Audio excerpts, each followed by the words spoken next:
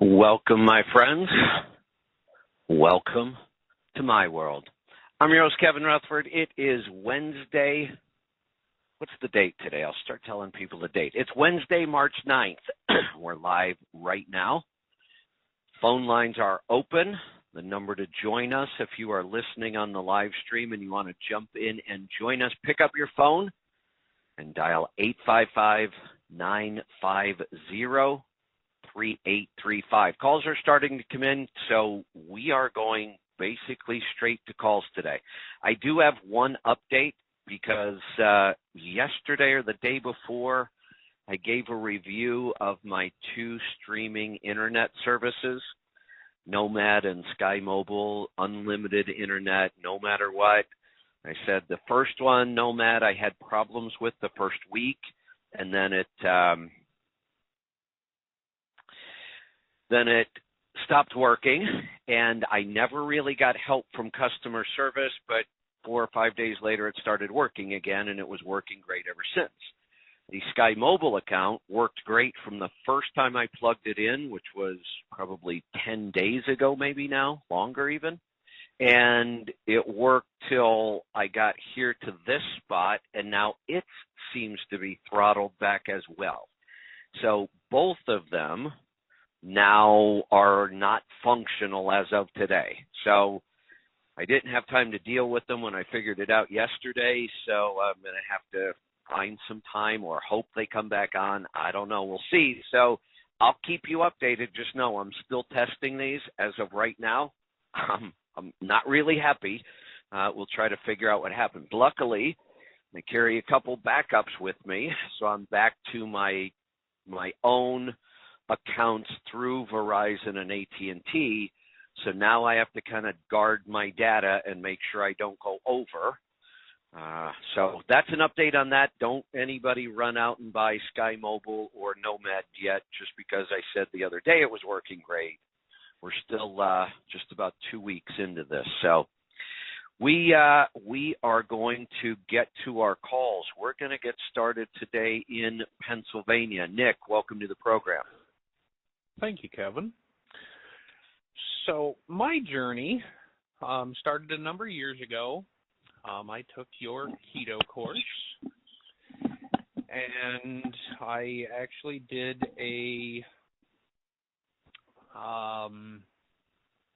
I don't even want to call it a review for you, but I did a writing for you, and you used it in your Changing Lanes program, and you wrote it. Wait a minute. Hold on. You did, was it about keto? No, it was not. Oh, okay. It was about lease purchases. No, I know it was about lease purchase. I was going to say, I know the story. Yeah, that was a great story. Yes. I mean, it was great for my book. It was perfect, so thank you. You're very welcome. So, and what you guys did for me, you guys sent me a wonderful button-down black shirt. One of our mechanic shirts. That is correct. Got it. That I have never, ever been able to wear. It was the biggest size that you ever carried in the store, a 5X. Okay. My journey started with me almost 600 pounds. Wow. Okay. I've watched that show on TV. You know, they have a show, My 600-Pound Life, and I'm honestly you're just amazed. Yeah, okay. Exactly. My number 574 exactly on the scale is what my top number was. I could not button this shirt at all. Not even come close to it. But yet I could walk across the parking lot. I had no trouble whatsoever driving a truck, owning a truck. And I did this all while writing that Changing Lanes for you. Got it. Okay. Now, today, I just took multiple photos of me wearing that shirt, and it hangs on me. Hangs on me. That is incredible. Because it is swimming on me. Not because I want it to, but because life has changed so hard for me.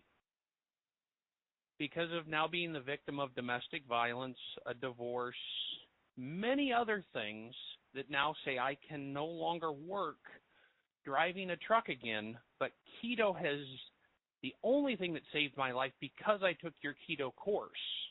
Because I knew going through what I was going through, I was eating once every 14 days. Wow. Yes. That's so incredible. I have dropped well over 200 pounds. Hey, Nick, I don't want to interrupt you. I do want to come back to this story, but I want to do something for you. So you got the 5X on, and it's hanging on you. What do you think would fit you properly now, a 4X or a 3X? A 3 fits me properly, working towards a 2. Lisa, make sure we send him a 3X now, and every time you lose enough weight to get to another shirt size, we're sending you one. Okay. So I more than appreciate that. More than you realize. I appreciate you and this story. This is just incredible. So in my craziness, a couple of fellow people that used to be in the group, I won't give their full names, but Gerald was one of them, helped me, and I kind of helped him through his stuff. We've lost contact over the years. But because of the knowledge that I got in your initial course, and that kind of thing, my ex-wife, that was in a domestic dispute, I should say ex-ex-wife, we have since rekindled, and she has lost almost 100 pounds. Wow. Congratulations to both of you. We are continuing the journey together, so we are both safe and losing. But I have hit a plateau that the doctors, before they will do anything more for me, I have to, because they still consider me morbidly obese, I Correct. have to drop another 60 pounds before they will do surgery Nick, to repair. Nick. Oh, I'm sorry. Go ahead. To repair physical damage to my body that is causing blackout pains. I am on lidocaine patches, hydromorphone, stuff that stops me in my career. And it also, Nick, what are they going to have to repair? Can you, do you know, or can you say, or? Yes. We have a shoulder rotator. Okay, we have got it. Okay. Ribs that probably cancerous stuff.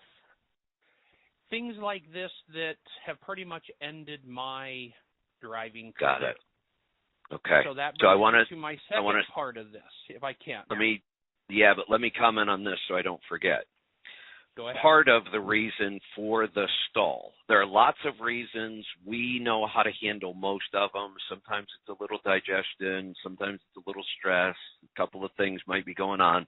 And I also want to do this for you. And cases like this, I'm going to offer you some things, and we're going to work with you because I learn from them too. So there's going to be no charge for this, but I receive a benefit from that. Cases like this, I can learn a lot. My practitioners can learn a lot.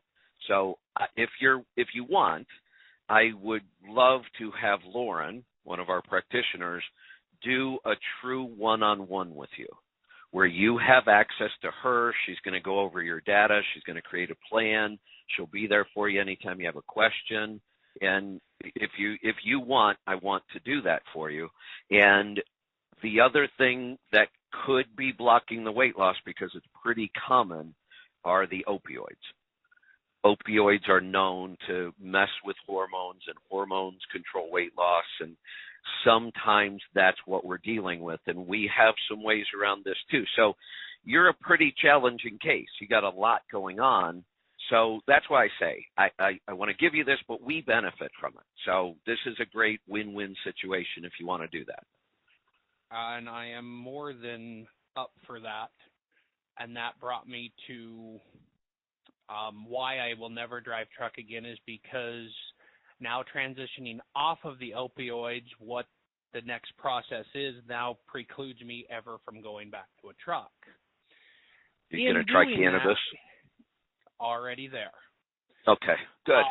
Good. So now in doing that, it now prevents me then from what seems to be about 90,000 million jobs in the world. That's a shame. That just sucks. And it does. Really. It really is, because they go, well, hey, we want to drug test you. Fine. But, well, now, hey, you're precluded. And here's the crazy thing. You could be on 3 powerful opioids and they would drug test you and hire you as long as you had a prescription for them. Exactly. And yet, in this state, it is legal for medical, which Correct. I'm on. Right. But the employers haven't caught on to all this yet. Exactly. So my point of my call is I'm reaching out to the tribe and to the world. There is nothing I can't do. I'm not dressed for a job that I currently have. I'm dressed for a job that I want. I'm not calling for a job that I have. I'm calling for a job that I want. I'm putting myself out there for the world. There's nothing I can't do. If somebody That's an awesome attitude. I love that. If somebody's willing to hire me, I'm willing to work. I can work from home. I can work from remote. Got it. Give me an opportunity. There's nothing I can't do. Nick, are you a member of either website, Healthy Tribe or Trucking Tribe? Unfortunately, I have not been able to follow you just due to finances, Kevin. So got it. Okay. But I'm sure I will be here very shortly, somehow, some way. So here's the thing. Healthy, both of them we only charge $3 a month. And the only reason we even do that is because so we know who's actually signing up by their credit card, because we have issues with trolls and haters and all kinds of other stupid shit we had to deal with. And we had to turn our free site into a paid site so we could control membership.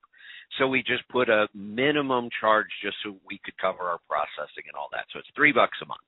You don't need, I don't think there would be any real reason for you to join Trucking Tribe. I don't think there's going to be enough in there. That one's still growing. Healthy Tribe would be worth it for a couple reasons.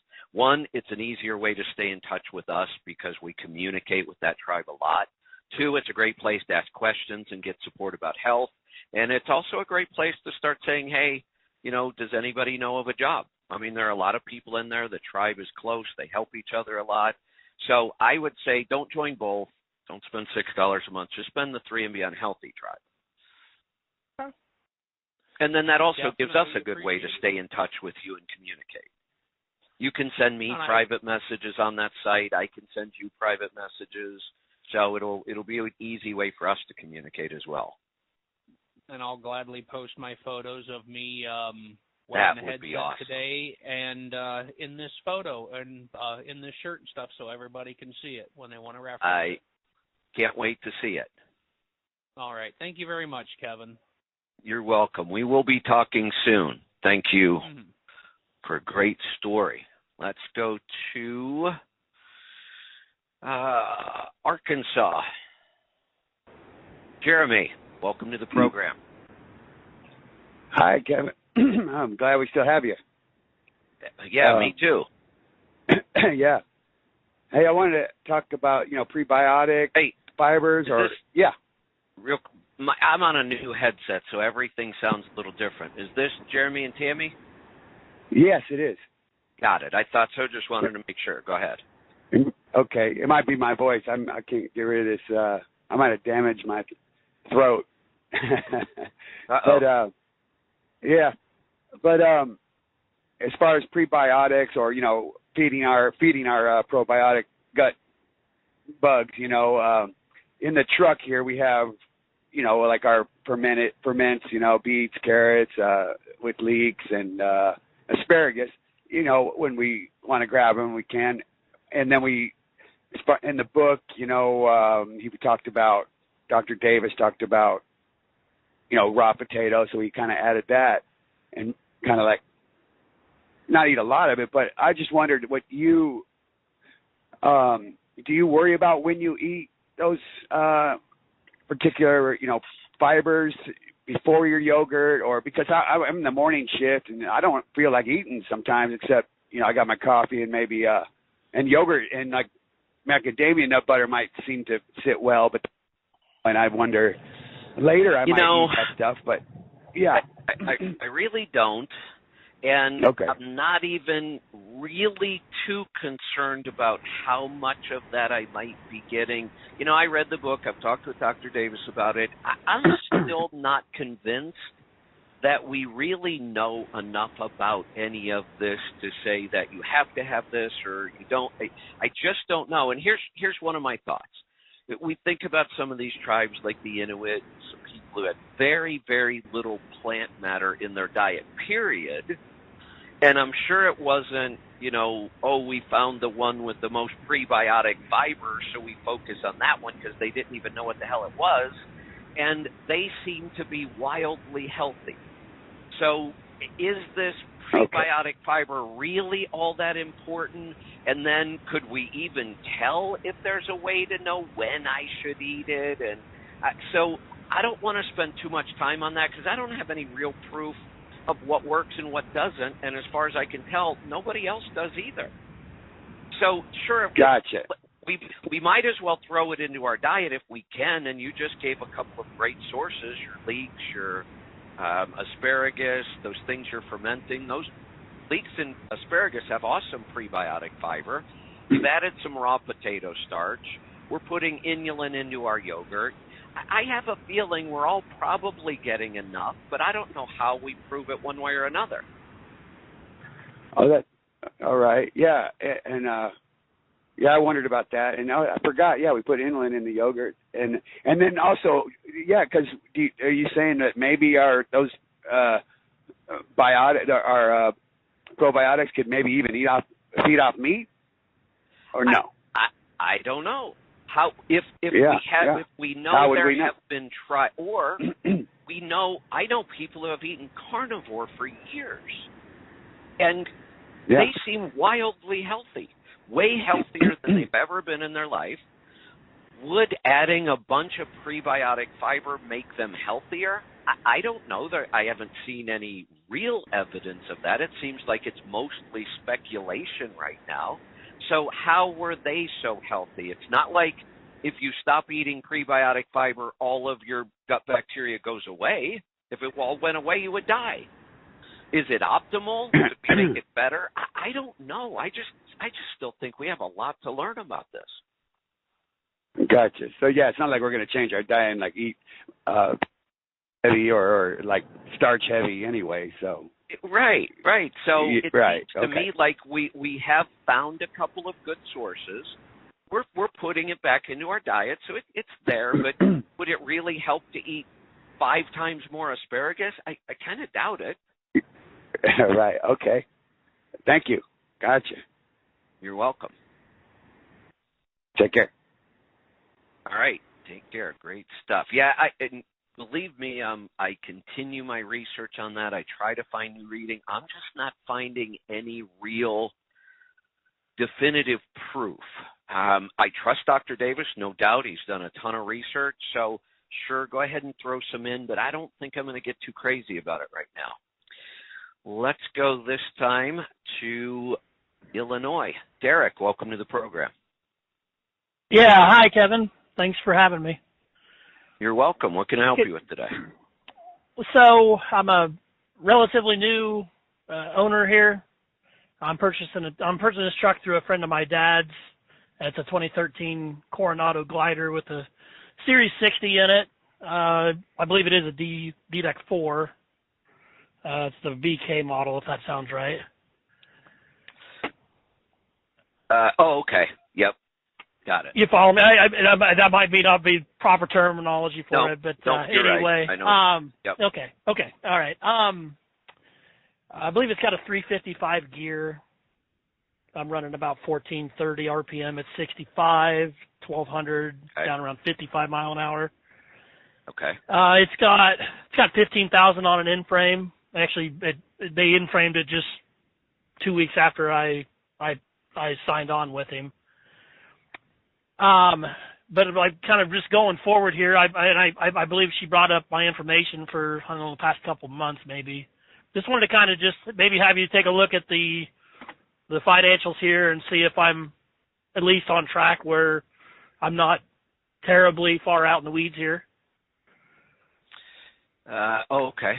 Oh, look at that. My call screener's got it right up here in front of me. Man, I love Excellent. this. All right. So I'm so glad you're back. I'm so glad you're back. I wasn't a subscriber on XM, but I listened to you in the past as a company driver, and so.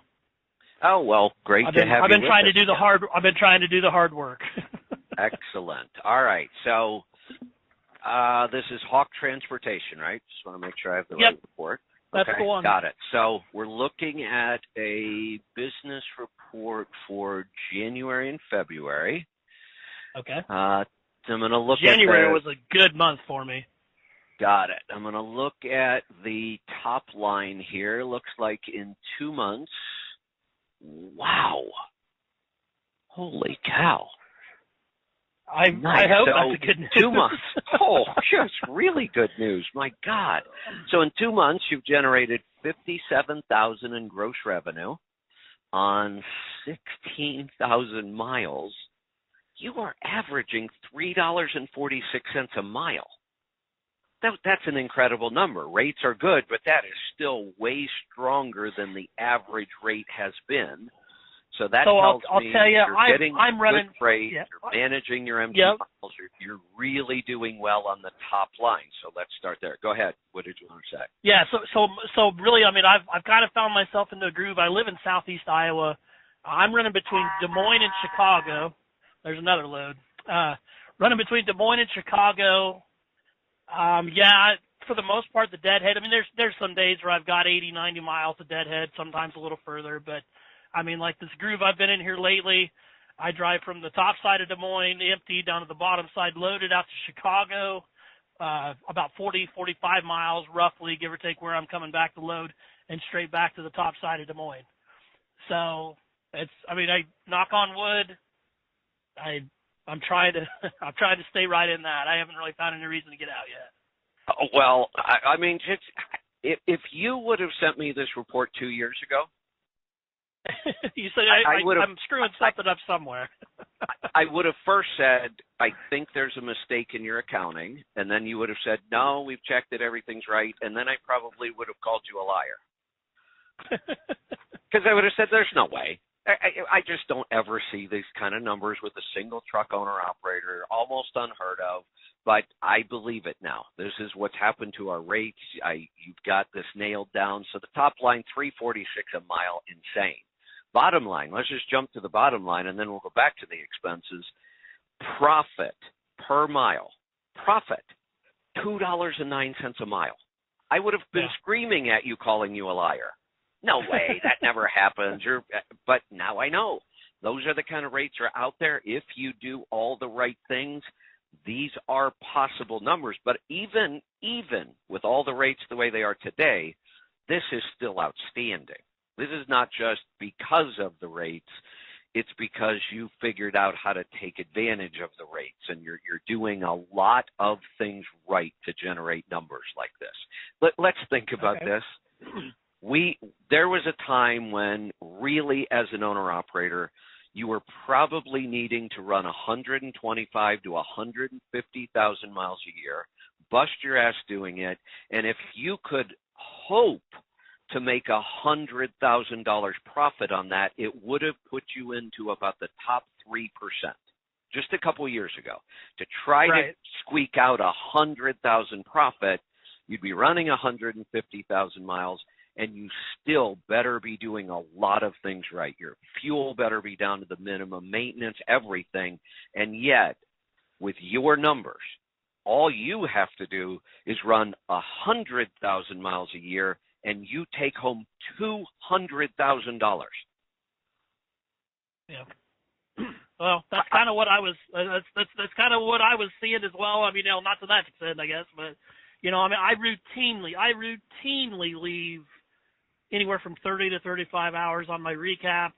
I average that's incredible. 1,800 miles a week, 700 to 1,800 miles a week.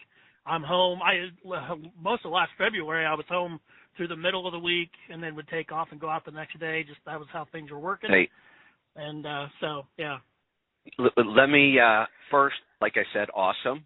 The other good news about this, you have tons and tons of room in here. Like, we could make some big mistakes. Things could change dramatically. You're still going to be fine. And having said that, I now have to deliver the bad news. I'm good for bad news. It's been good so far. Okay.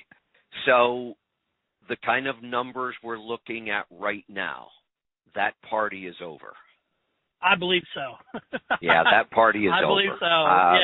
Yeah. You had an amazing ride. You peaked at some pretty incredible numbers. It's time to start paying attention, and the party's over. Rates have already dropped 20 cents on average since January. Oh, yeah. They're not going to stop. Fuel is through the roof, and surcharge, I don't believe, is even going to be able to keep up with it for a while. But there's the good news. That's my biggest concern. You have so much room in here that I'm pretty sure you're going to be okay. But just pay attention and keep adjusting as rates go down and fuel prices go up. The first thing I will tell everybody, when rates go down, fuel prices go up, start slowing down. Yeah. Yep. This truck is typically traveling down I-80 at 63 miles an hour. Awesome. You might, if you can, and you're telling me you got some recap time, if you can still get your freight delivered and make appointments, you might want to start 55 for a while. I'm okay with that. Just okay. leave the left turn signal off. Yep. Yep. 55 to 60 would be a better place for you right now. And I will say it's hard for me to look at a fuel cost per mile rate number and make any sense out of it, because fuel has never in my history gone up this fast this much.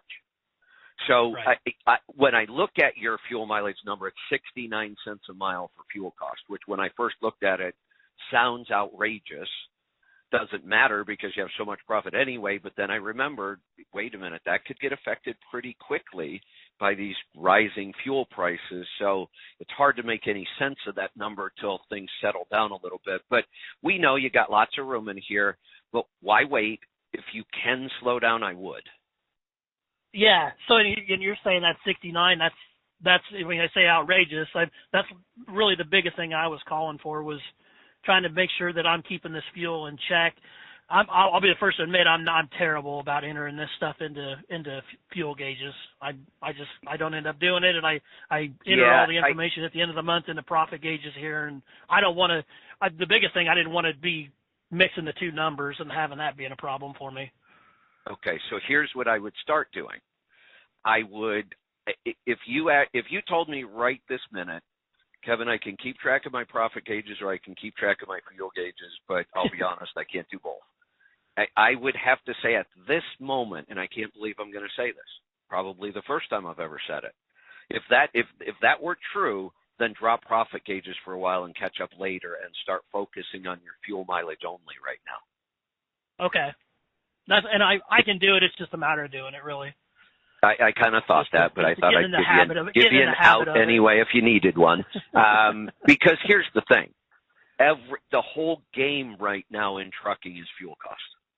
It's the whole game right now. Do a better job of managing your fuel cost and you will beat everybody else who doesn't know how to. Right. And that is the one thing I give props to you or whomever. I'm out here trying to buy at the lowest cost after tax. I use if you're familiar with it, the Mud Flap app up here is a game changer for me. Yep, It's love a game changer. It's awesome and there's probably products out there that's maybe just as good, maybe it'd be better in some places, but for what honestly, I'm doing, I wish I would have developed the Mudflap app, and I should have. I knew all no that kidding. stuff. It's an awesome app. Yep. I did, and I actually reached out to him. I said, "Is there any way you could get it to where, you could have the X-Tax price displayed?" I think it'd actually be fairly easy. I mean, it'd be a programming thing. It wouldn't be something for me to do, but I got a feeling that it would be something they could be done easily. It's not even a big deal at all. Yeah. So I reached out to him, and I never heard nothing back. But anyway. Got it. So. Great stuff. Yeah. You are I appreciate your prepared. time. Yep, you are as prepared as you could be for what we're dealing with. Just start to shift your focus now to let's think about fuel all the time. Okay. Yeah. I've got the Scan Gauge KR sitting up there on the dash, and I guarantee that probably saved me several tenths, just awesome. getting me confused or getting me convinced to slow down a little bit. And it's been 63, 65-ish. And yep. It sounds to me like you listen to the show quite often, and if you just think back over the last 2 or 3 years, how many times have you heard me tell somebody to slow down? Almost never. Slow down. Yep. Almost never, because rates were great, fuel was pretty cheap. Just go after go after the rate. Then go chase it. Run as hard as you want right now. That just changed. That changed dramatically. Now it's the opposite. Now every day I would be looking at my route, looking at what I have to do, and saying, what is the slowest possible speed I could travel at today and still get the job done? Sure. Yep. Okay, well, I appreciate your time. I guess I didn't know it was necessarily, I don't know if it's health hour or you're on. Oh, no. Give it all. Okay, nope. All right. So here's a couple health questions come up to start with. So. Yeah, so for right now, here's kind of the format. The Monday through Friday is going to be primarily just anything goes every day. Right now, the only exception to that is Tuesday. We're going to keep doing the power hour. But the rest of the time, anybody can still ask any question they want. That way we're covering everybody right now until we get all of our other shows up and running.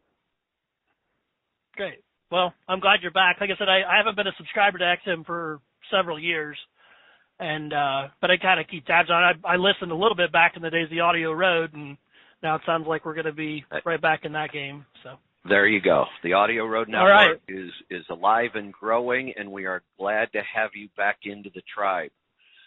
You know what? That's an advantage I hadn't even thought of. There have been people over the years who just got rid of Sirius for their own reasons, and we kind of lost them.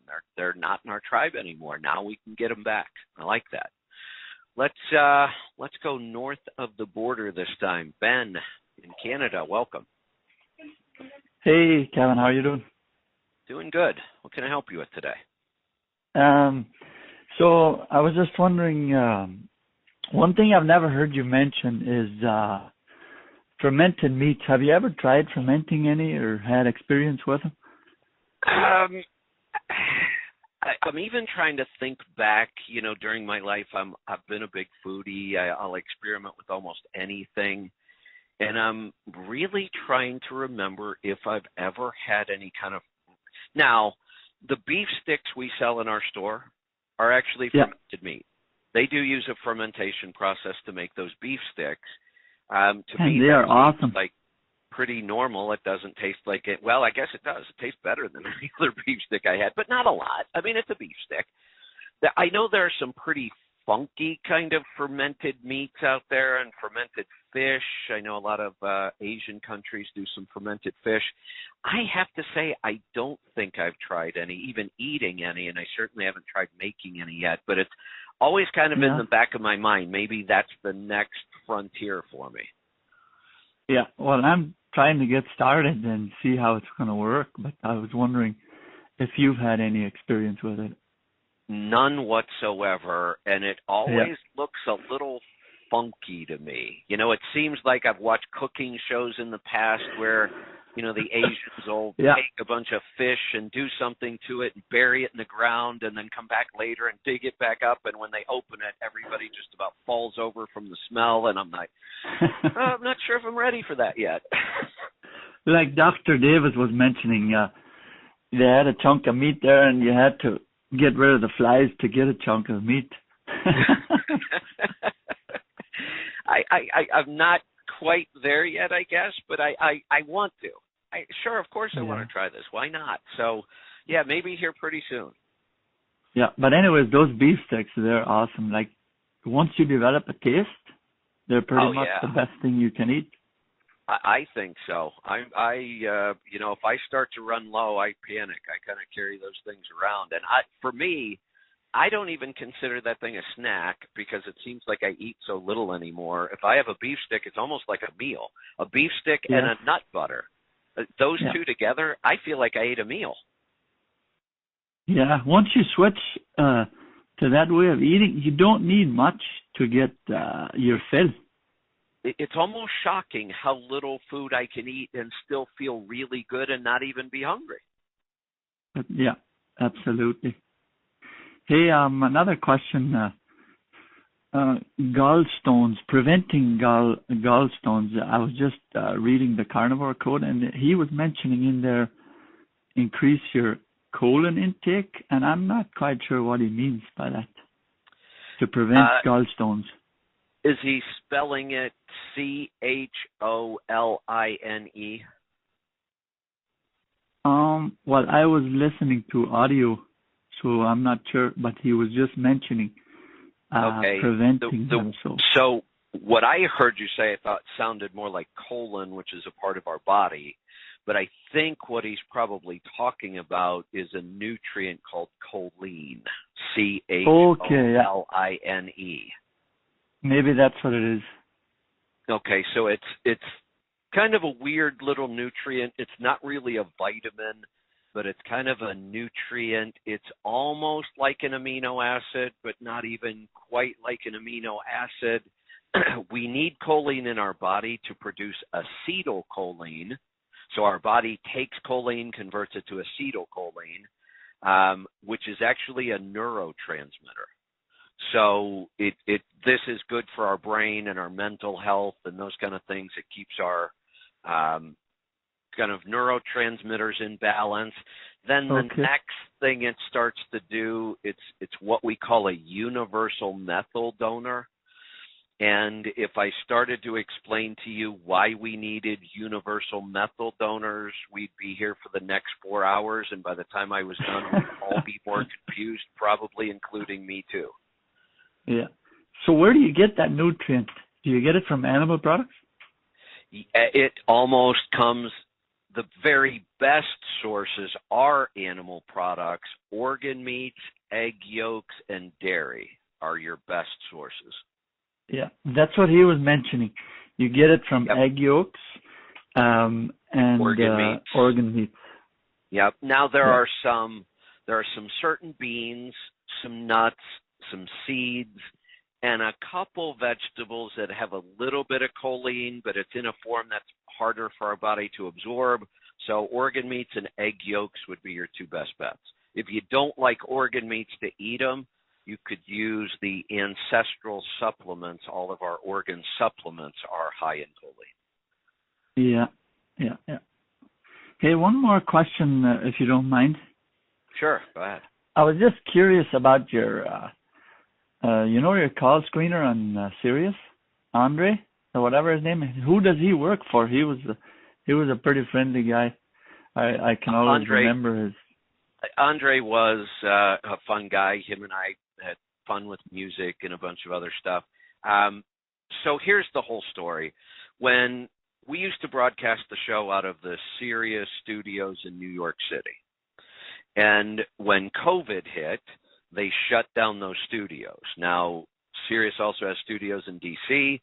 They got shut down over COVID. They have some studios in Nashville. They had a bunch of restrictions.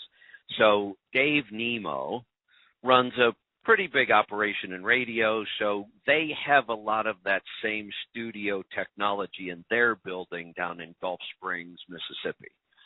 So a lot of our shows actually switched over to using Dave Nemo studios to get our show up to Sirius, and Andre worked for Dave Nemo. So the fact that I'm not on Sirius anymore, the fact that we weren't even, for the last couple of months, I was actually broadcasting out of Nashville, and Gerard was my call screener and producer.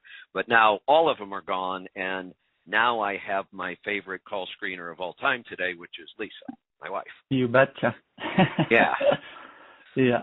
So I that's was just the story curious when I behind called Andre in. and call screeners and why the last couple of years haven't been all that great. We had some technical issues because, Dave wasn't really set up to have a lot of remote shows trying to dial into him. So they did a hell of a job managing it. I think they did a great job. And I had a lot of fun when I was working with Andre. Yeah. But I know one thing, you guys are doing a heck of a job. I can't appreciate enough what you guys are doing. But anyways, I'll let you go, Kevin, and thanks for everything you do, and keep up the good work. Thank you, Ben, for your support. I really appreciate it. Let's grab another call. Let's go to Texas this time. Mike, welcome to the program. How you doing, Kevin? Doing great. What can I help you with today? I have a question for you about, diabetes, for instance. I called you years ago. I'm the one who was in the motorcycle accident and was paralyzed from the right side, and you helped me out a lot with that. And I've actually, since I've started eating this way, I've got a lot more movement out of my right side than I've ever had in my lifetime. But last April, I caught the COVID and pneumonia, and I was laid up under medical care for about 2.5 months. Wow. And then in September, I came down with blood clots in my right leg. So I got laid up again for a little while about that, too. Hey, Mike. Mike? Yeah. I just need to ask so I know what we're dealing with. Vaccinated or unvaccinated? Unvaccinated. Okay, got it. All right. I will not take the vaccine. Got it. I don't even call it a vaccine. I just call it a flu shot, basically, right? Yeah, you're right. Some experimental gene therapy is what it really is. So. Yeah. So when I got my physical to go back to work, the doctor, the nurse practitioner, gave me a 3-month card and wanted me to have another A1C test done because I hadn't had an A1C test done since I started eating this way, and I just felt great. And so I was watching my blood sugars, and my blood sugars are like in the 100s, 110s. But then after having that, and I had to get my medical card again, my A1C test came out at 7.5. And I just had another one done here not too long ago, and I was still at 7.5. And I'm like, that's crazy. I've been eating primarily meat, maybe having vegetables maybe once, twice a week, and that wasn't even that much vegetables. So I've just been eating meat, and I'm not as diligent about taking my blood sugar as I should be, we'll say. I'll take it like first thing in the morning, on my fasting, and it's coming up at like 1:30. And so let me give you an idea because I can tell you from your A1C what your average blood sugar has been during the last 90 days if you would have been checking it. If you would have had like a glucose monitor, you're actually running right now average blood sugars of 169. We got to figure out why. Okay. If you're at 7.5 A1C, that equates to an average blood sugar all day long of about 169. Now, you're telling me you're eating mostly meat and just a few vegetables. Yeah, that's no grains. But no grains at all. I haven't eaten grains since forever. No starches, like you're not, eating, potatoes and. No potatoes. Okay. When was the last time you had? I think you said it. But when was the last time you had an A1C? Before this one. It was in September. And what was it then? It was 7.5. Oh, have you ever been lower than 7.5? Yeah, I was like 7.2 before. That was when that was before I. So, but something's still really wrong diet. here. Yeah, keto and carnivore, we should be down in the 5s pretty quickly.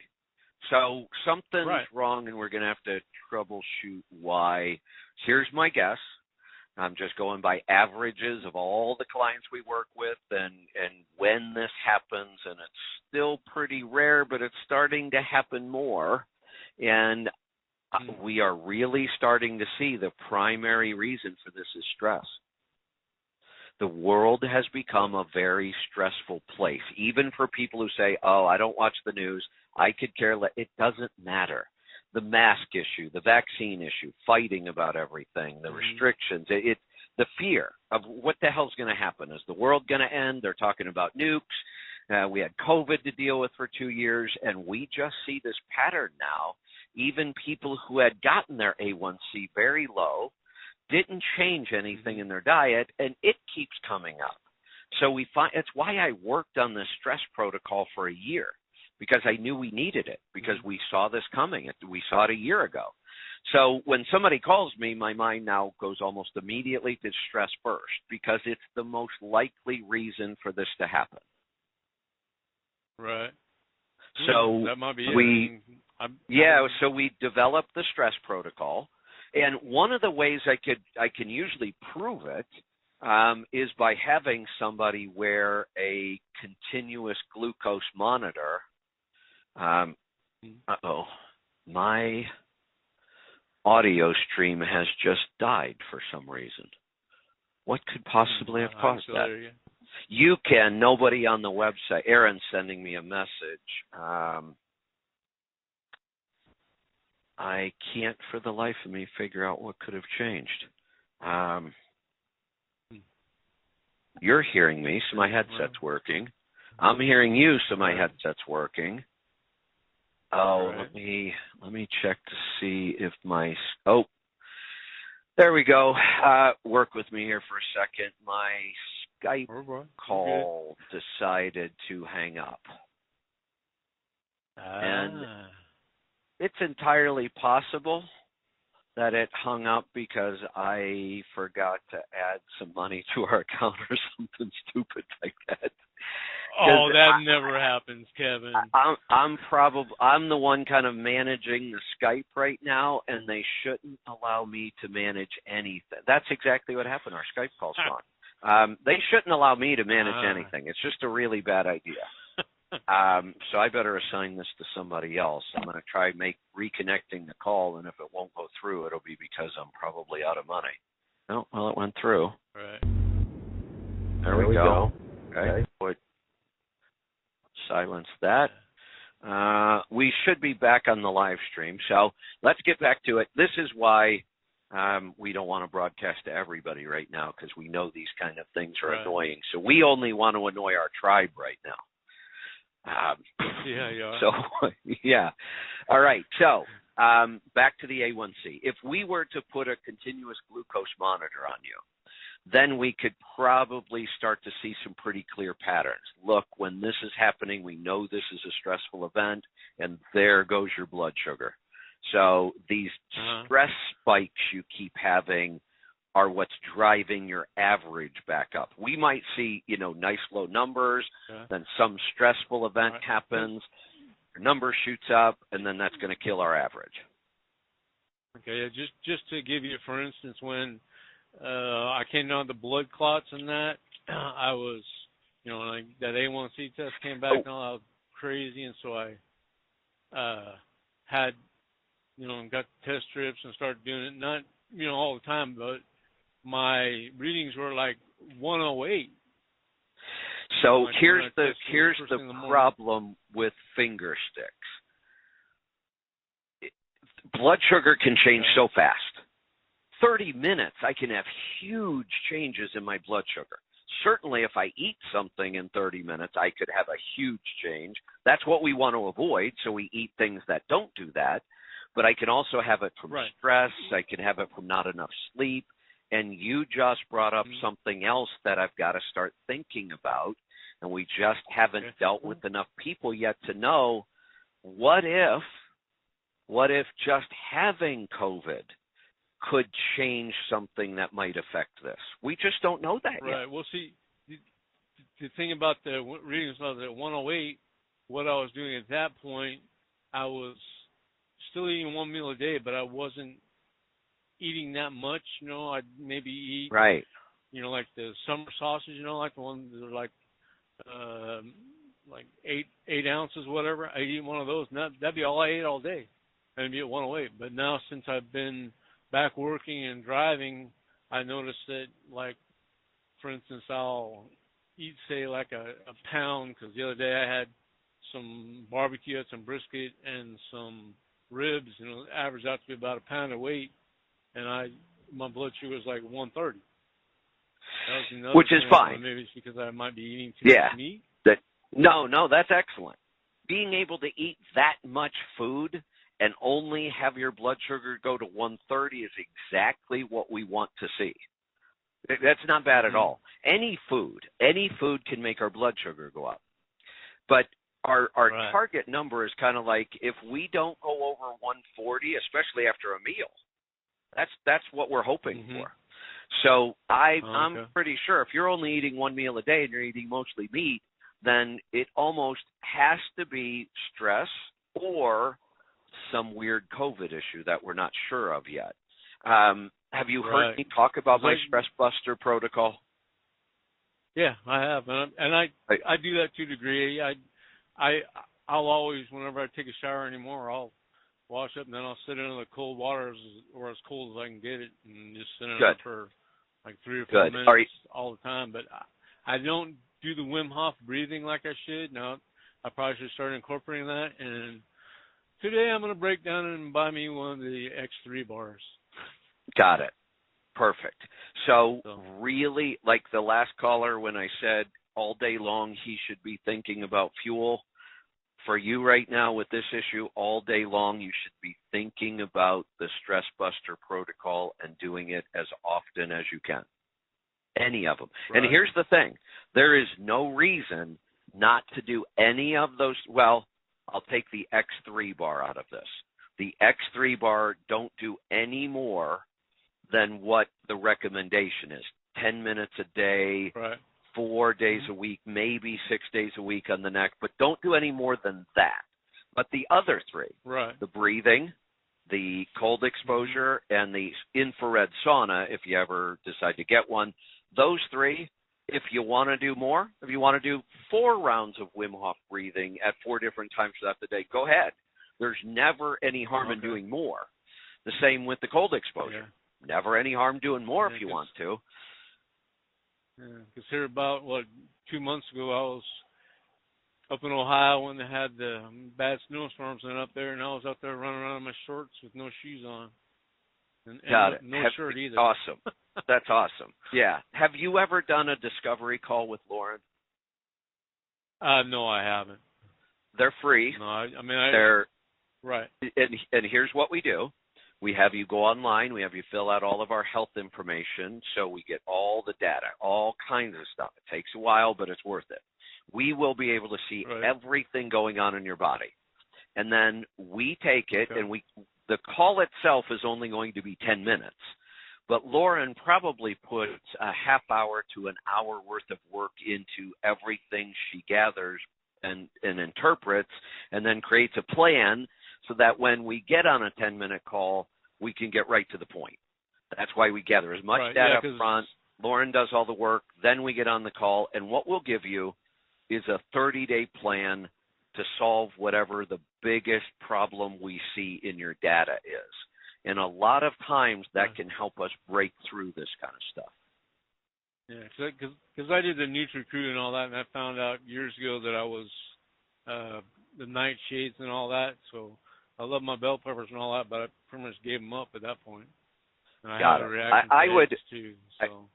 I would really recommend a discovery call. I think we might be able to find something in there that's going to help. Okay. All right. Sounds good. Well, thank you very much, Kevin. And you're welcome. I really don't have anything other than that. Well, there's one kind of off issue when this whole thing with the fuel and going crazy like it is. It's just astounds me at how there are so many people out there who are still following like sheep, and they just don't understand why. I pull over in the coach, and I'm dealing with everything you guys are with fuel price right now. I just calculate. I'm going to head to Pittsburgh, so I was looking where should I get my fuel, where can I get the best price, and I found it's over $5 a gallon right now. It's all I'm going to be able to get, and I did the math. Oh, yeah. It's now costing me over $1 a mile to operate this coach. Man.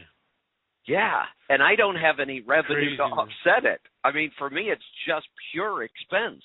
So, when I head to Pittsburgh today, the cruise is going to get set at 55. Yep. You got to behave now, don't you? And I'm at 55. Trucks will blow by me, and for some reason, they're all waving at me, but they're not using all their fingers. I can't understand why the middle one's left up. I know. They have some sort of weird hand issue that I'm not aware of, because they all seem like they're waving at me. So I wave back, but they're just not using all their fingers. Yeah. All right. Yeah. So it's time to Kevin. slow down. You're welcome. Thanks for the call. All right. You know what? I was going to knock this off at an hour today because I still have some work to do on the coach, but we have so many calls, I'm just going to keep taking them. So we're going to go to Tennessee this time. Mike, welcome to the program. Kevin, how are you doing this morning? Doing great. What's on your mind? Well, speaking of $1 a mile, I was an owner-operator from 1980 to 85, and I was actually making money at 73 cents a mile.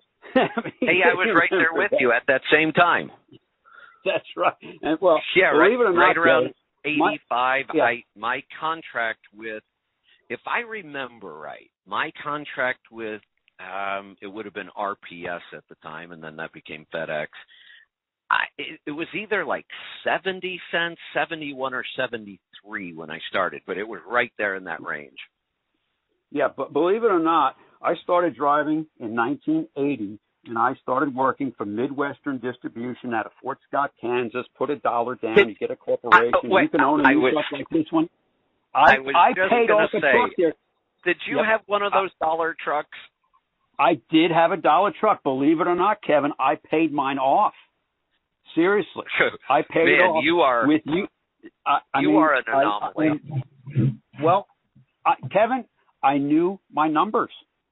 Seriously, I knew my numbers. I tracked everything like you track nowadays. Well, that you tell guys to track nowadays. Right. And I've been with you from the very beginning. I remember the Dave Nemo days where people would call in and you were harping on guys. What's your fuel mileage? And all you'd ever get was between 5.5 and 6. The fuel mileage is a number. It's an exact number. If you know your numbers, you know your numbers. So anyway, I've been with you from the very beginning. The Dave Nemo days, of course. Yeah. It does. And all through the years, and I've been through your various businesses, a lot of us know a lot about you, Kevin. The cars you've had, your boats, your first business, the gym, your motorcycles. I mean, we went through where you've lived, Ohio, Florida, the Gorge now. And one of the many business plans that we heard about, because a lot of us know a lot about you. At one time, when you bought the property in the Gorge, you had mentioned this as a potential business for you, and that would be a high-class bed and breakfast. A lot of us would be really cool. That would be really cool to have, Thrive members come out and spend an evening with you at the bed and breakfast. Any thoughts on that? Is that still a viable business plan? Are you planning on doing that? Mike, are you either are you spying on me? Are you tapping into my brain waves, or I just need to check? No, I'm not. But what's interesting is, yesterday, you're thinking about that? You're actually going to do that? Not only was I thinking about it, I'm back in Ohio right now. I'm actually I know, right? Yeah, I'm parked in my brother's driveway.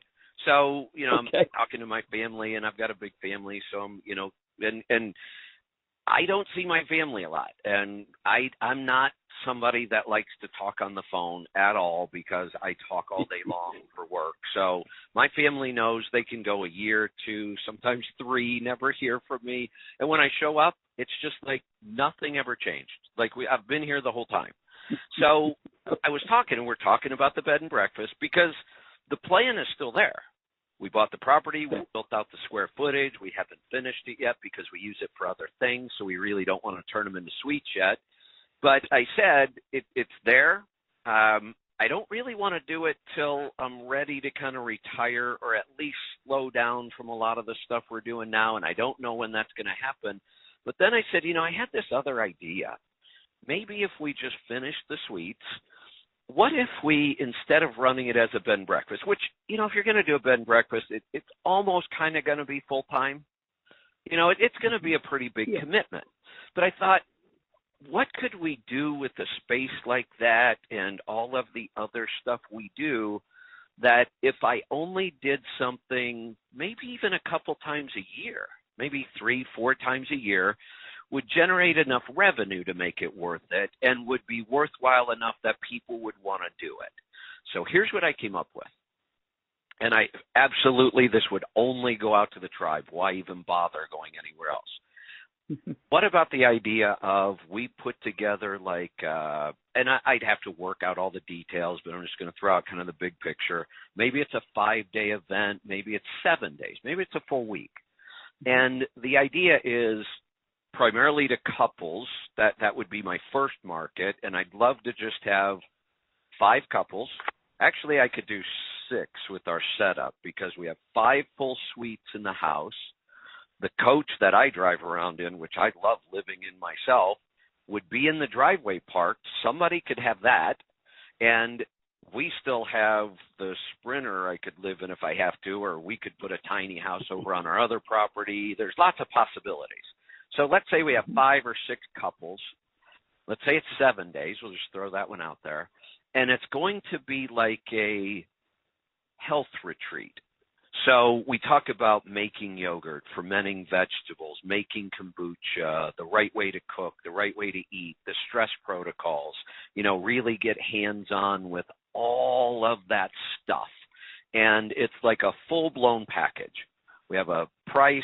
You get room and board, all of your meals and all of your foods included, all of the training, and we just kind of hang out. And for the whole week, we focus on all this health stuff that everybody gets bits and pieces of here and there, but you'd just be totally immersed in it for 7 days. Cool. Well, Kevin, I would sign up. Me and my wife would sign up for that right now. So let's get that going. There you go. So it's funny. I was just talking about it with my family yesterday. Well, when I talked to Lisa, your lovely call screener, she wanted to hear what you had to say about that. So when you talked it over with your family, is Lisa part of your family? Does she know about all this? Well, of course, Lisa's part of my family, but she's not here in Ohio. She's back in Oregon. So until just now when she was listening, no, she hasn't heard this idea yet. So you probably just got me in trouble. Well, I'm sorry, Kevin and Lisa. It's all good. Uh-oh. Hey, guys, I cut in and say I really like this guy. Hey, I don't know. None of my other call screeners ever used to cut in. Yeah, well, this one's gonna cut in. Yeah, well, I see that. Yeah, and I'm pretty sure there's not much I can do about it. So. That's right. Well, I'm a member of the tribe, Kevin. You can find me on there, and then so I'll be glad to be your first guinea pig for the week long. Here's how this works, and this is why Lisa will kind of freak out about this, and the rest of the team will kind of freak out about this because this is the pretty clear pattern. I get some wild idea.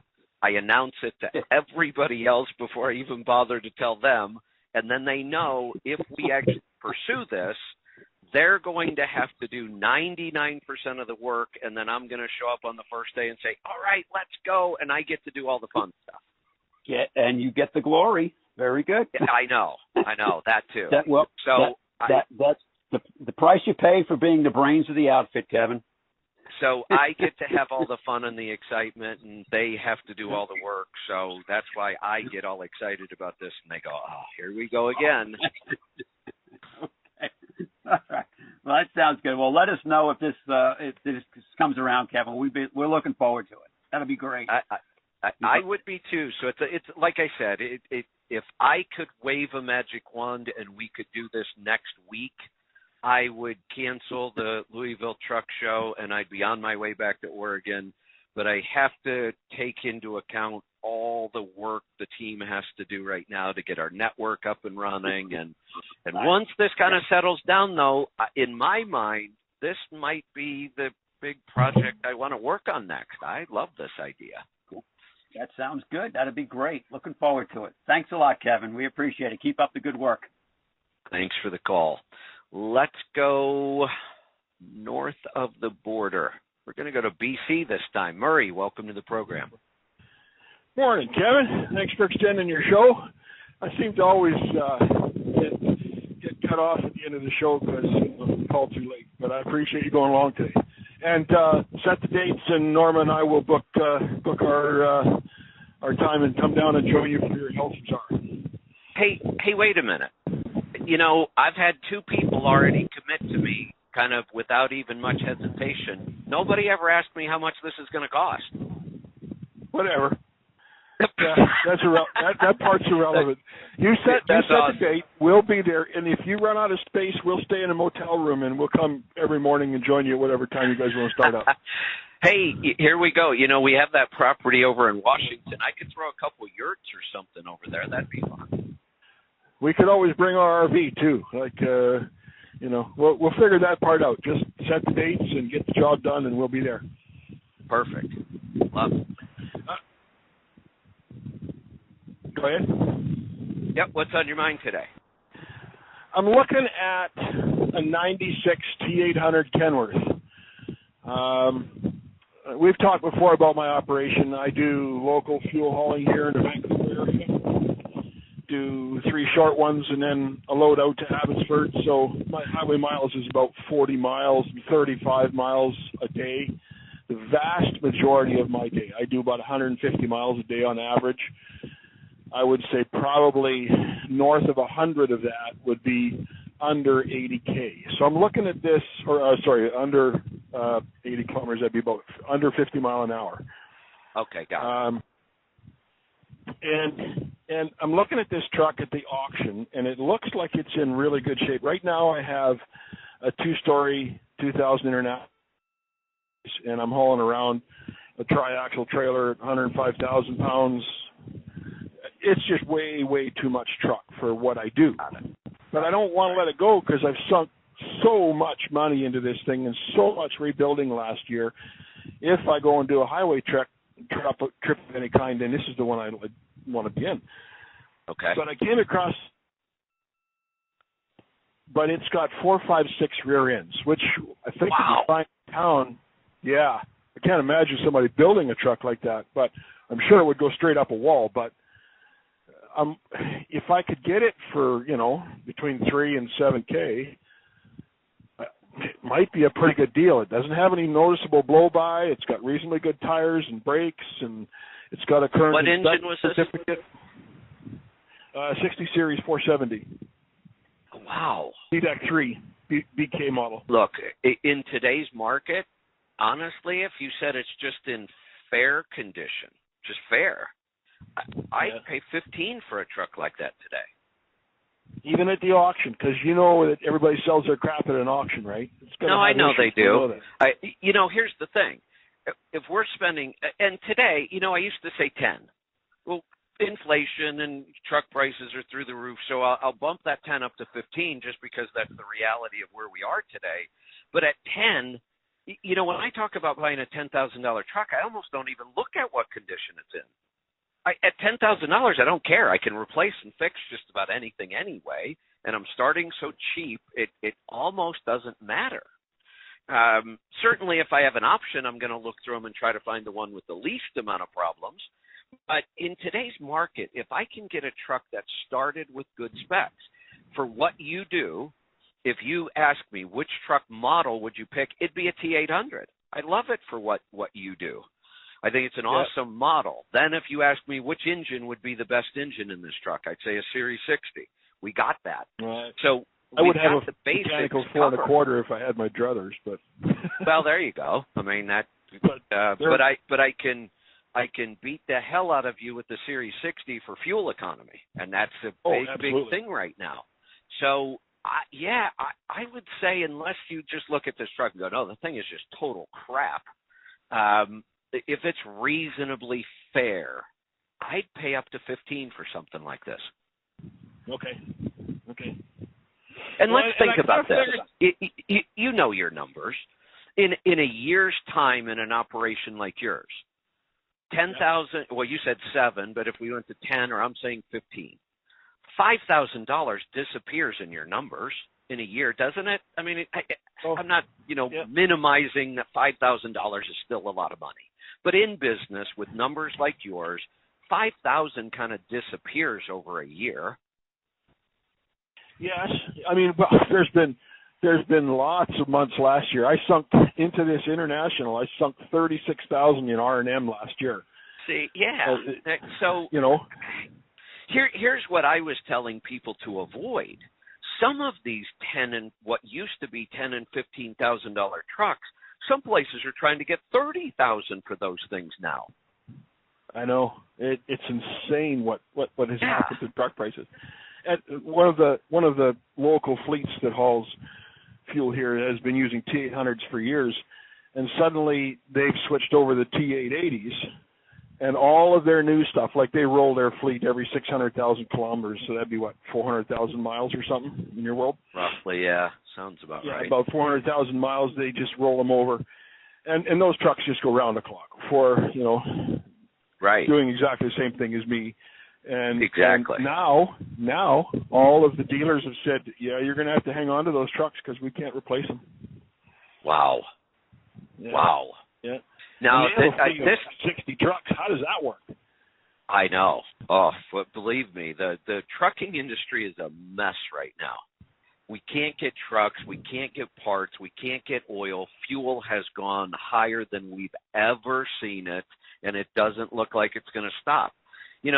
Just to throw in a little politics, Biden finally announced, whether some people believe we should do it, some people believe we shouldn't. I don't even care to talk about that part of it, but he did announce they're going to stop buying oil from Russia, and they're going to try to convince the other NATO countries to do it, and fuel's going to keep going. Now we need to get the U.S. to start pumping a ton more oil, and it doesn't look like they're going to, or they're going to drag their feet. And by the time they do start, then we have to wait for it to kick in.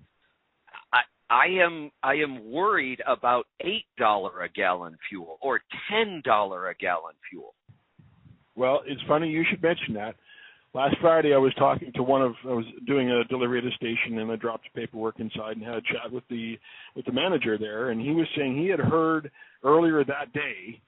Now, bearing in mind that on Thursday we were paying $2 a liter, and on Friday it went to $2.10 a liter here in the Greater Vancouver area, which converts to about $9.50 to the Canadian gallon. Wow. Yeah, 9.5. And he was saying that he had heard. Now he hadn't heard from his oil supplier. He'd heard on the news or something that by July we could be looking at a $3 liter. $3 liter converts to over $13 a gallon for us. Here's the thing: the shippers have to cover that cost because trucking companies can't lose money. Nobody's going to go deliver freight if you're losing money. So, and the freight has to move. So it's the shippers that have to pick it up, and then that gets passed to the consumers. So as truck owners, we have to make it through this. There's really no other option. The rates are going to have to go up. Something's going to have to happen. So we won't suffer too much in trucking, although it's going to get worse. Things are going to get much worse for us. But it's the consumer side of things. And then ultimately, the economy can't handle that. This will be the thing that takes down our economy. Well, and you mentioned rates. Just a quick side note. I have a friend who hauls super trains back and forth from the Greater Vancouver area here to Alberta, a lot to Edmonton. Edmonton is about 700 and some odd miles from Vancouver. That rate with a train for a long, long time has been just under $4,000 to Edmonton from Vancouver. He is now getting $6,500 for that same load, and the companies that are calling him cannot move their freight. Unbelievable. Did you hear my call earlier with the guy grossing $3.46 a mile every mile? I heard that. I would love to make $3.50 to haul U.S. freight. Oh my goodness, I would. Oh, just insane. Haul 80,000. Oh. I know. It's pretty incredible. I make between 4.5 and 5.25 a mile doing what I do, but then I only do 150 miles a day, right? It's all relative. Exactly. Yeah, but that's still a pretty healthy rate. And like I said, as much as I love hearing these numbers, we just have to realize the party's over.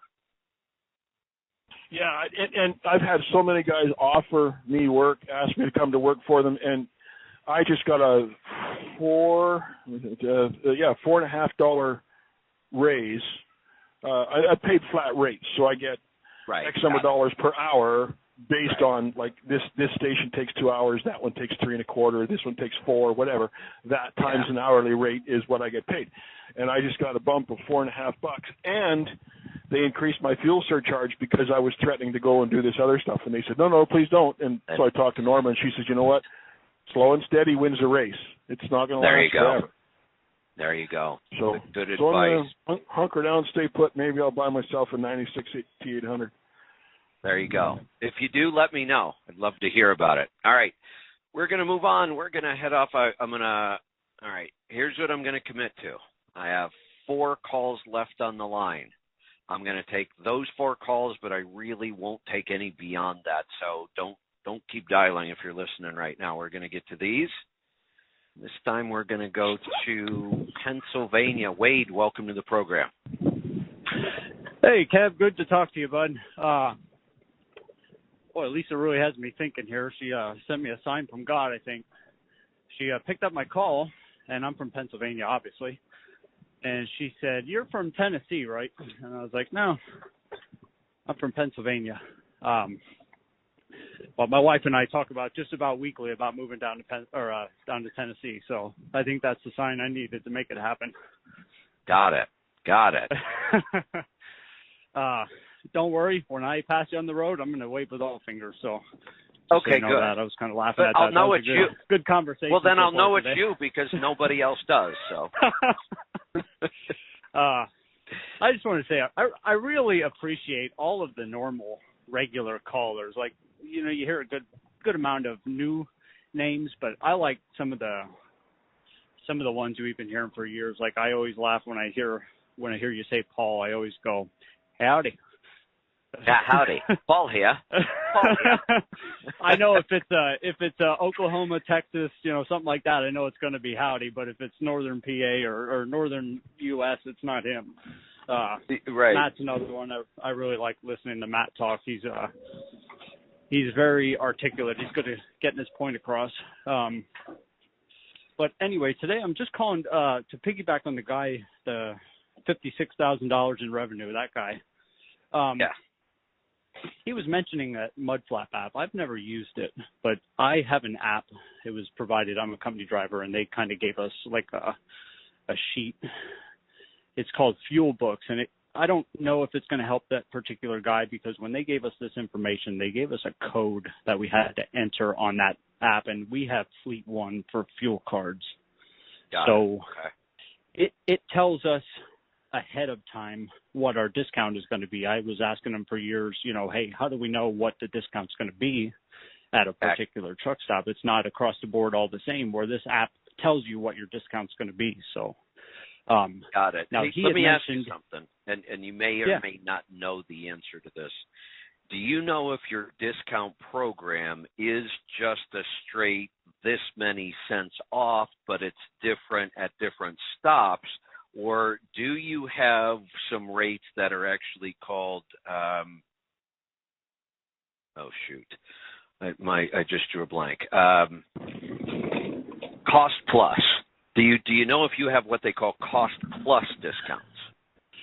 So that I don't know. So like now, I've seen some yesterday that are like a certain TA might have been pump price minus 26.2 cents. Today I seen one that's minus 55 cents. So it does change. It's not like a 30 cents every time. So then you just answered my question.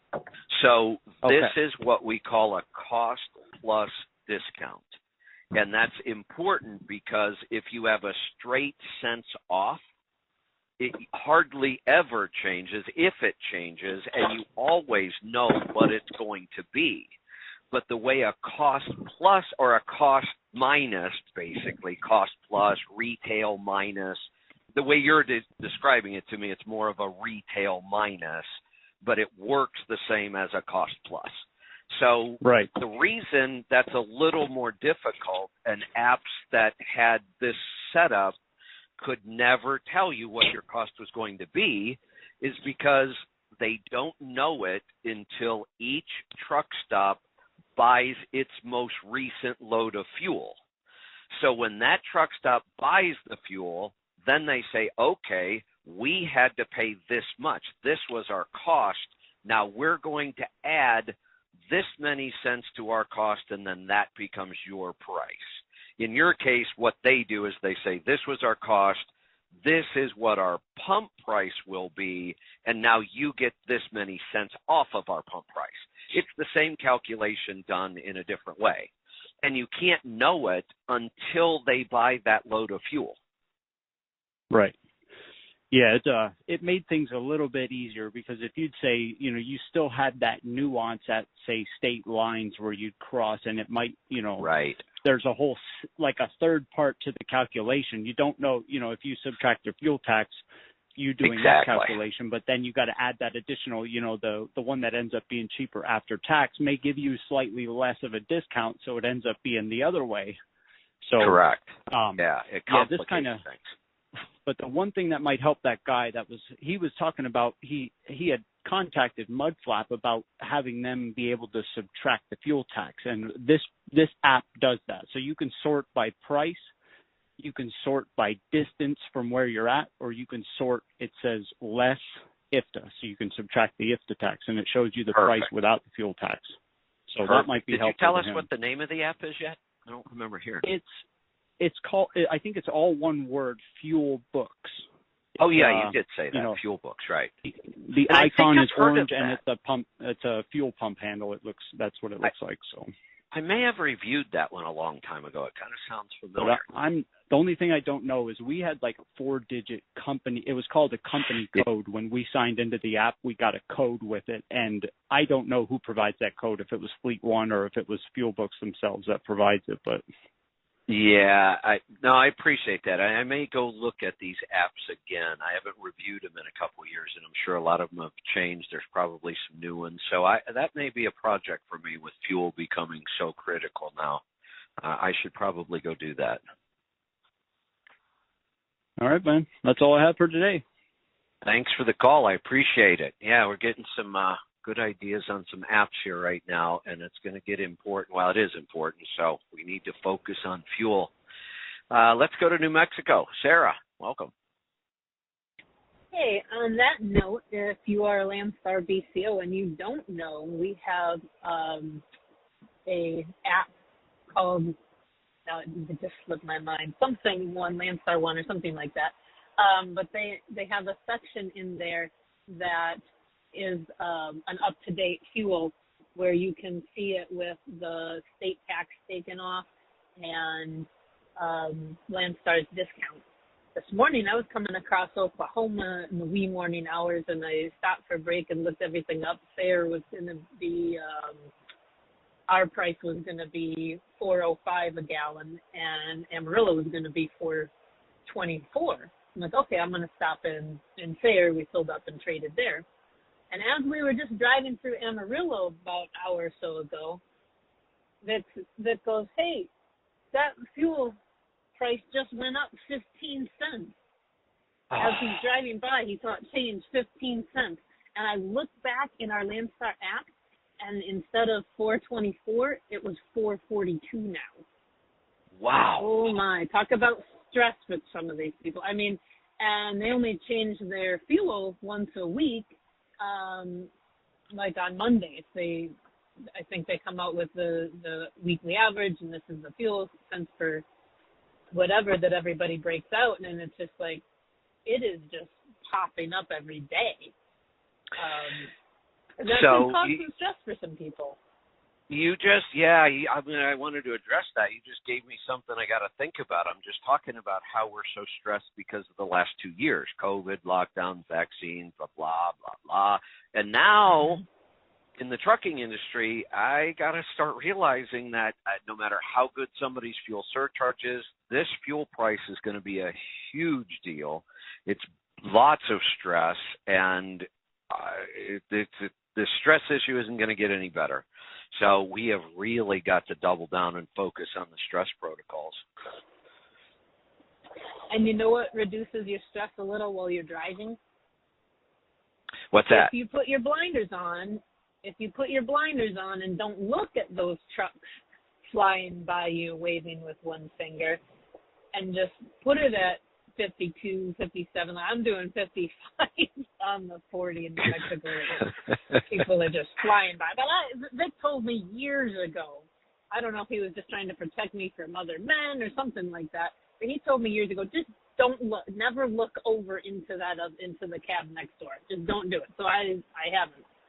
It's a good point. And realistically, I don't either. I'm just assuming they're all waving at me with one finger. If you drive 55, 57, your body is a lot less stressed than if you're driving 65, 70. I mean, it really is. Just slowing down not only saves you money and improves your fuel mileage, but it's less stressful on your body physically. Yep, I agree. And you know what? We have heard that from people over the years, even people who said, I never thought I would be able to slow down. I heard you. I ignored you. I never did it until something went really wrong. Fuel went through the roof. They had a big maintenance bill. They knew they had to save money, and it was enough motivation they'd try it if they stuck with it. Every person came back to me and said, the money was great, but I got to tell you, the stress levels dropping was even better. Mhm. Yeah, I think it's not just the stress.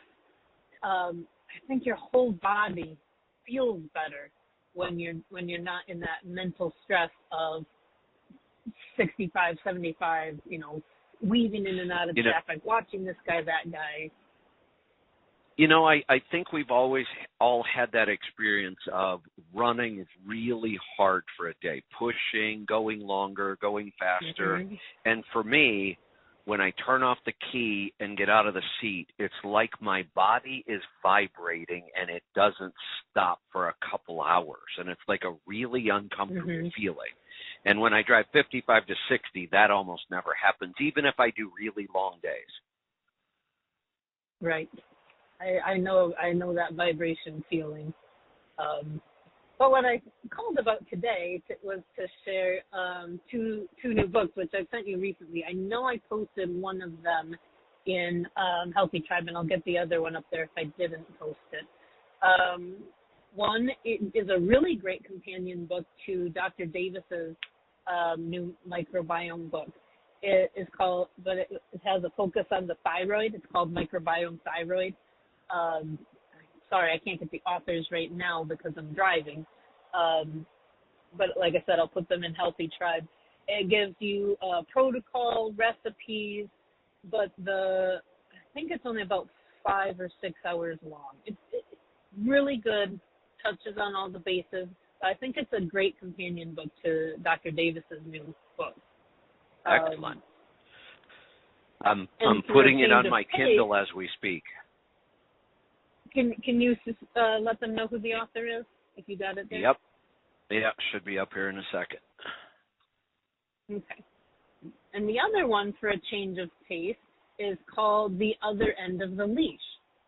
It looks at, I know there's a lot of us out there with dogs, and it looks at human to canine communication, the way, and it talks a lot about, focuses on the way humans communicate with each other, the way dogs communicate with each other, and gives a lot of insight into the best ways to put those two together. She is a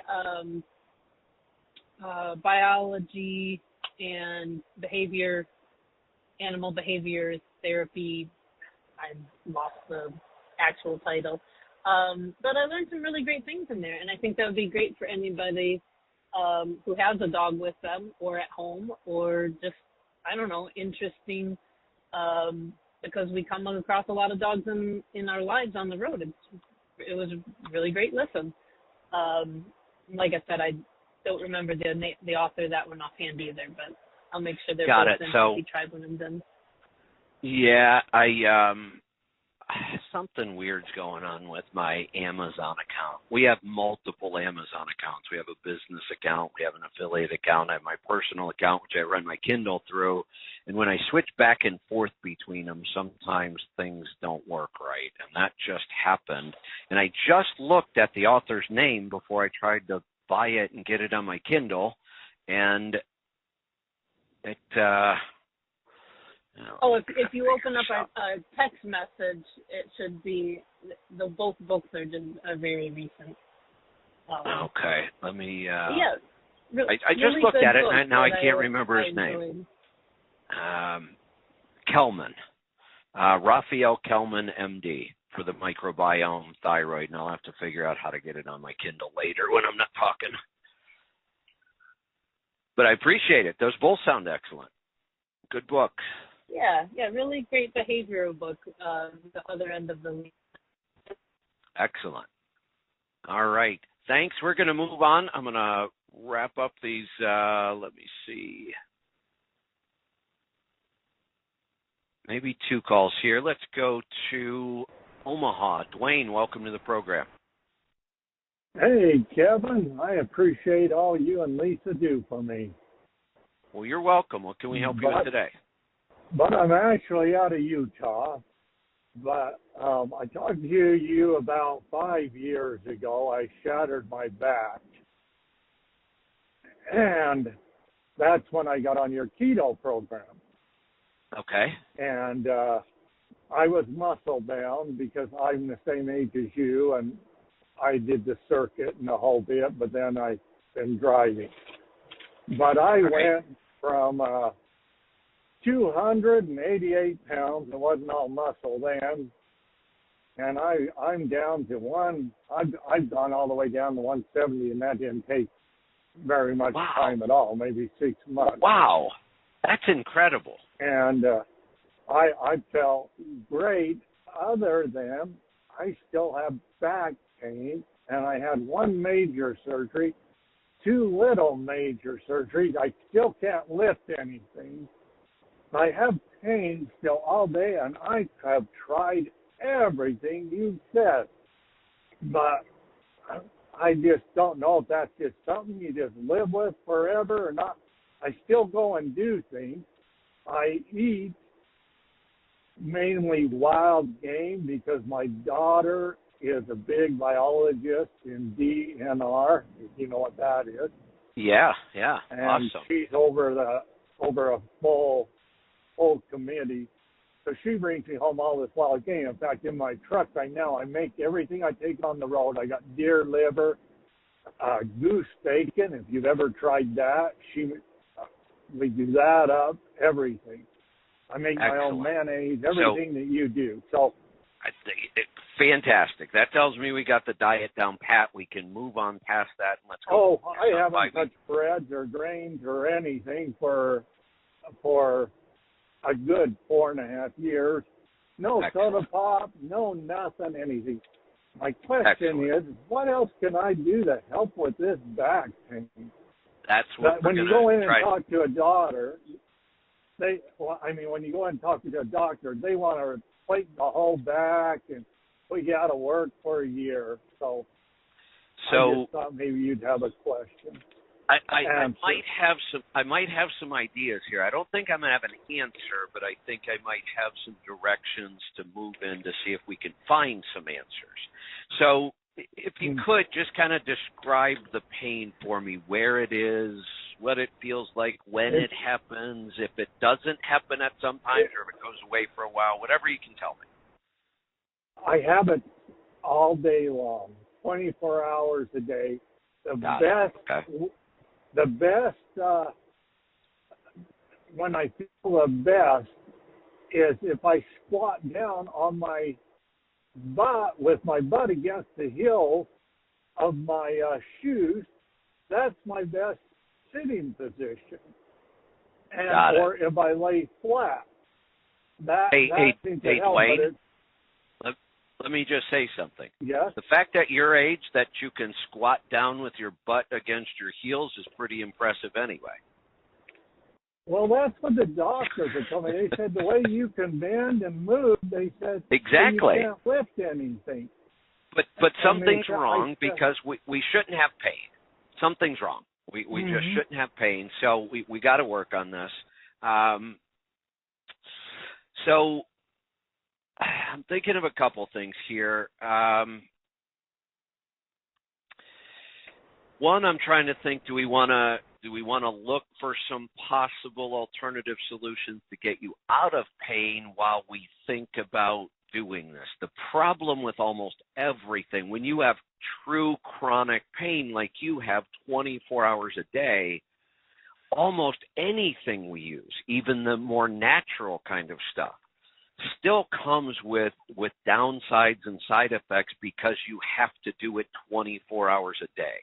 You know, we have some solutions for pain, but I don't like to use any of them all day long because, there are some things like kratom, which is awesome.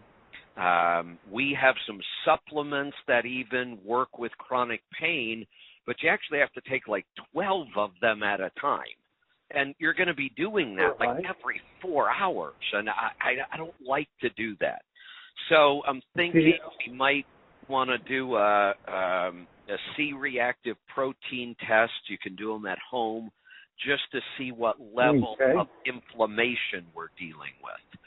C-reactive protein is one of our markers for inflammation. My guess is we like to see people under 1. Up to 3 is no big deal. We can usually deal with that. My guess is you're probably going to be north of 5 and maybe even close to 10. But I'd almost like to verify that.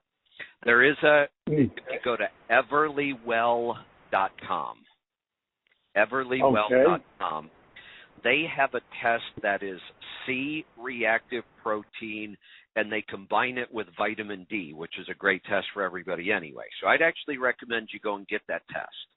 It's like $99, if I remember right.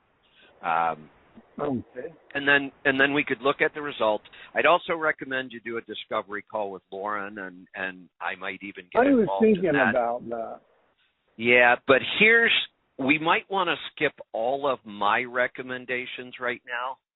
And I'm thinking in my mind you might want to consult with Dr. Wolfson, the cardiologist, and because Dr. Wolfson knows everything I know about nutrition, and he knows all of the medical stuff that he's been taught, and there's a huge bonus here. His wife is an awesome chiropractor.